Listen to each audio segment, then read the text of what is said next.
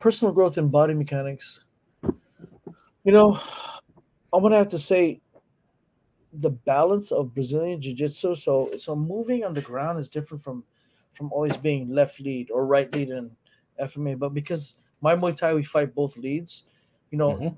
I was an athletic trainer at Redmond High School back in the day, and there's a research I forgot where it came out, but the athletes that did one sport and only one sport were more prone to injury, Yep. and the one who did multi-sport actually excelled in their development in that sport. So if a football player did basketball, maybe did tennis, maybe did gymnastics or whatever, and they came back during the basketball season, they were better. You know, they Mm-hmm. got moves better. They did well, et cetera, et cetera, et cetera. And I think, for me, can I share it? I think Jim's asking if we can share the link, but can um yeah, he's like messaging me. But for my personal growth in body mechanics, I teach kids class, kid 415, and then I have kids BJJ, so I'm grappling and rolling. Then I do adult Brazilian Jiu Jitsu. I actually step away and actually become a student. So my black belt, Professor Roland, is a buddy of mine. He teaches it. So which one do I have to open to? What GM's asking? Can you share the link to him in Yeah, Messenger? I'm doing it right now. Okay, thank you. Yep. And so I move around. I'm on my side. I'm using my legs. I'm doing this and that. I'm basically tumbling, right? And then I get up and do Muay Thai, and then from Muay Thai left lead I go right lead, and then I do FMA, so I'm right lead, but then every now and then I switch. So my body mechanics is from that. As far as the continuation of my training and skill development, well, that's a different topic, but that's my body mechanics maintenance, I guess you can say, if not growth. But body mechanics came actually from dance. I think Kurt said it. My timing, rhythm, footwork pattern. Lomachenko's dad, and this is out there in social media, I think made him stop boxing for 2 years and then Mm-hmm. take Ukrainian traditional dance. Yep. And if he did 2 years of dance, and look at what came out of him from that. So I think cross training, would be a smart thing to do. But God forbid you're disrespecting someone's art if you do that. No, so being okay as an instructor and saying, hey, you should do this, you should do, I tell my Muay Thai guys, you should do Brazilian Jiu-Jitsu, make your clinch better. What? Well, we just Yep. won a Muay Thai fight with Brazilian Jiu-Jitsu. The guy dumped him on the clinch, and then the guy head hit the mat. He did not a break fall, and he was out. uh yeah, mindfulness and reps in a multitude. I i think yeah. So skill development. So I think I know where you're going with this. If you jump into five different things without having a good base in those five different things, you can get lost in translation in some movement patterns and Mm-hmm. see those training scars happen. I think if you're going to commit to something, if a student comes to me and says I want to learn Muay Thai, I'm like, okay, let's learn Muay Thai. But like, yeah, but I want to do that. I'm like, okay, I'm not going to stop them. But if they tell me they want to fight Muay Thai, if they want to be a fighter, I'm going to say, look, man, get your base first before you start exploring other things. So Mm-hmm. for me, what's important, and that's a personal journey. I can't say you need 3 months of this. It might be 2 months. It might be 6 months. It might be a year. My fear is when people get into YouTube, Instagram, social media, and they follow techniques, whether it's FMA or see that one cool setup for the elbow, this, that, and the other, but they don't even understand footwork. Yep. Then what's the point in doing that? So I think skill development wise, they've got to start with the base skill they want to do, and because that's what they said they wanted to do. Nobody goes, I'm here to learn everything. No, that doesn't happen in my school. Sometimes people come in and say, I want to do MMA. I'm like, cool. So come and do Brazilian Jiu Jitsu, and the next class do Muay Thai, Mm-hmm. and then there's wrestling on Saturdays.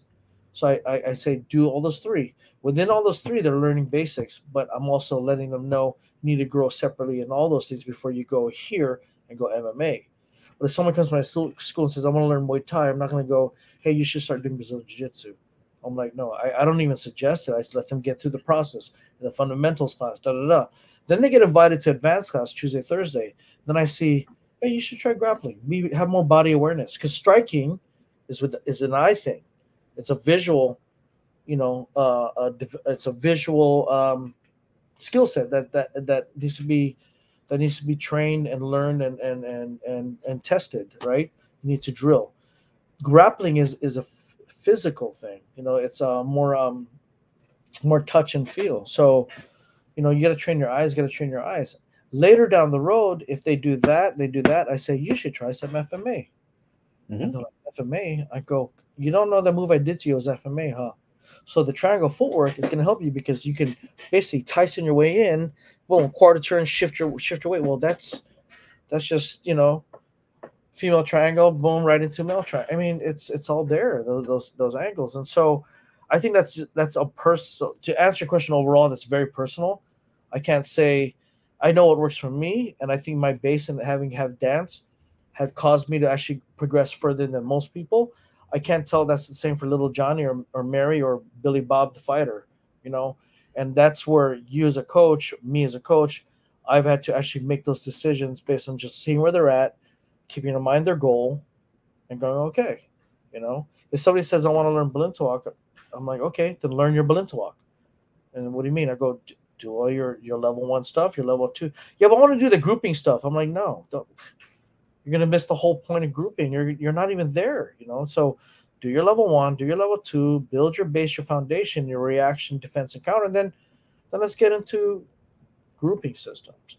That's me, by the way. I want to feed. I go, no. You got to learn how to receive first. So I think there's a methodology to it, and I think GM did that. Well, maybe some systems just like, let's just play. Mm-hmm. Let's just spar. Let's just go right. You know what you're going to do when you spar people who have never had a base and foundation is they're going to go back to what they know. The neural pathways are going to go down to the most commonly used connected neural pathway of whatever it is, whether flinch response or this and the other. And I think that can be a bad thing as far as growth and learning. So somebody's like, I'm ready to spar now, coach. And then they spar and I go, you did nothing what I taught. Then it makes me beg the question, is he learning? Am I teaching it wrong? Or they just haven't had enough reps. They haven't had enough any body-mind connection and neural connection to that movement pattern. Okay, back to more reps. Well, how do you strengthen reps, and how do you strengthen where it's just muscle memory? Add load. Go faster, go harder. Now do it on time. Then add tempo, a variation to actually challenge that learning process. Stack the drill, add on top of that. Then it's like, okay, now let's see you try to do it. And then boom. There were the strikings down. I said, do some grappling matches. Go do Naga. Go compete. Go do Nogi. After that competition's there, do more striking matches. Go fight. Go this. Go spar more. Go this. Do that. And then do a lot of cage work. And then I'm like, okay, now you're ready for your first MMA match. Mm-hmm. I don't just go, you're ready for MMA. Because you're awesome. And then they get that takes time. That's work. A lot of time, a lot of work. The shortcut is the knowing what you're doing and actually acknowledging and getting the concept behind that and perfect reps. Mm-hmm. Outside of that, man, you can do 100 crappy reps and yeah, exactly. They'll drop to the lowest level of their training and yes, progressive pressure. Exactly, man. You make it sound better than me.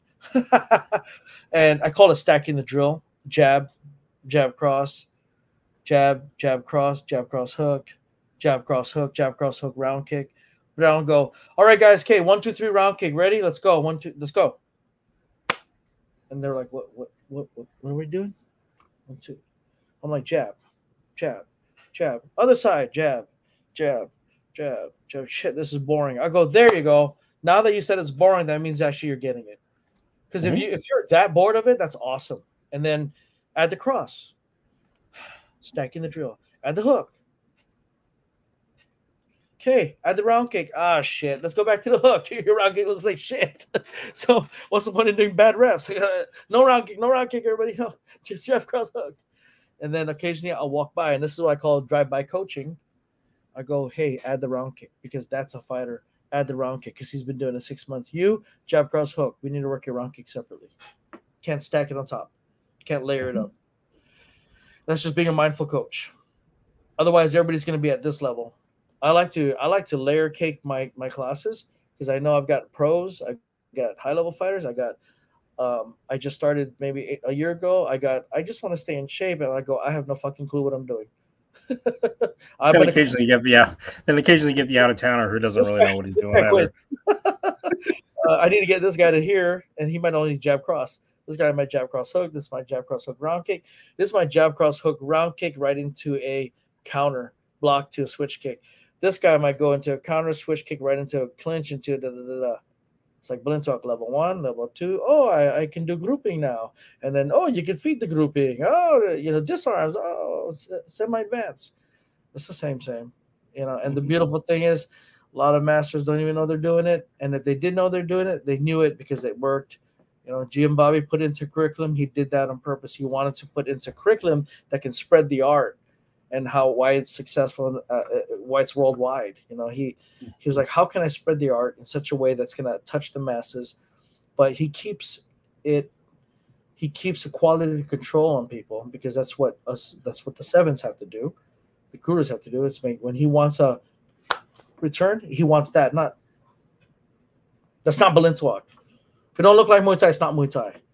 Yeah, but I'm throwing an elbow and a knee. I go, yeah, but it don't look like Muay Thai. If it don't look like an orange, it's not an orange. You can try to be an orange, but it's not orange. Okay. Mm-hmm. So if it's Muay Thai, it has a look. It's not like, but it's an elbow. I'm Muay Thai. No, you're not. You're crap. So I think I went into it a little too long. And honestly, I probably got to go. I actually got to get ready for class. But hopefully that answered your question. A little too deep, but I love the shit, man. I really do. I love coaching. I love making students better, and I love spreading. I love it, man. That's what I do. And every time I go to fights and I see my guys win, it makes me freaking happy. When they lose, I don't consider it a loss. I go back, bring it to the tribe, and I fix it, because everyone benefits. We all learn from that loss. And we become better as a group. And we come back, man, we kick fucking ass, dude. Kick absolute ass. Hey, Monterrey, Mexico.